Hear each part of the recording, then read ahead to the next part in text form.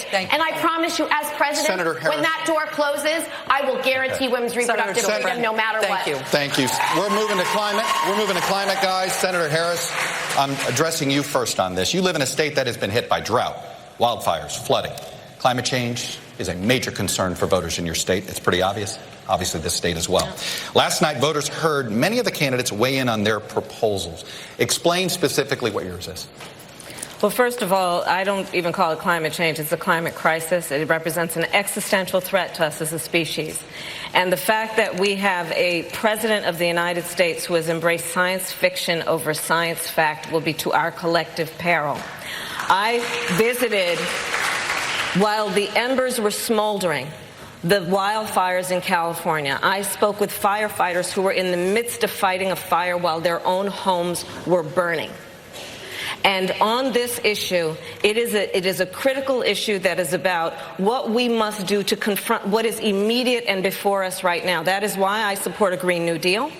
It is why I believe on day one, and as president, will re-enter us in the Paris Agreement, because we have to take these issues seriously. And frankly, we have a president of the United States. We talked about, you asked before, what is the greatest national security threat to the United States? It's Donald Trump.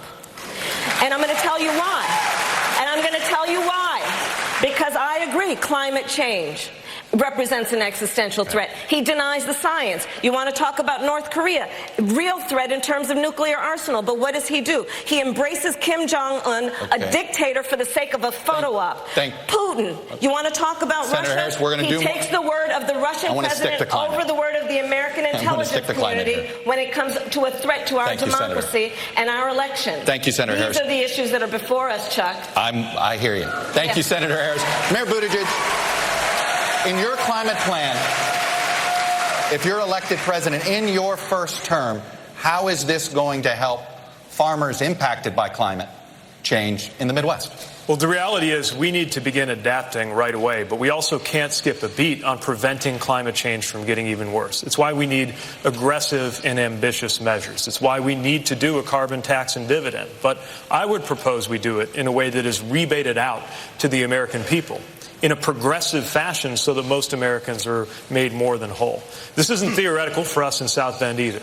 Parts of California on fire. Right here in Florida, they're talking about sea level rise. Well, in Indiana, I had to activate the Emergency Operations Center of our city twice in less than 2 years. The first time was a 1,000-year flood, and the next time was a 500-year flood.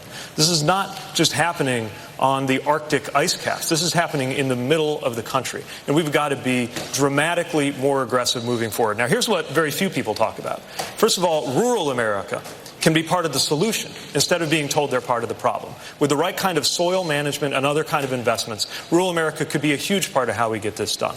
And secondly, we've got to look to the leadership of local communities. Those networks of mayors and cities from around the world who have come together, not even waiting for our national governments to catch up. We should have a Pittsburgh summit where we bring them together as well as rejoining the Paris. Thank you, Mayor Buttigieg. I want to bring Governor Hickenlooper into this.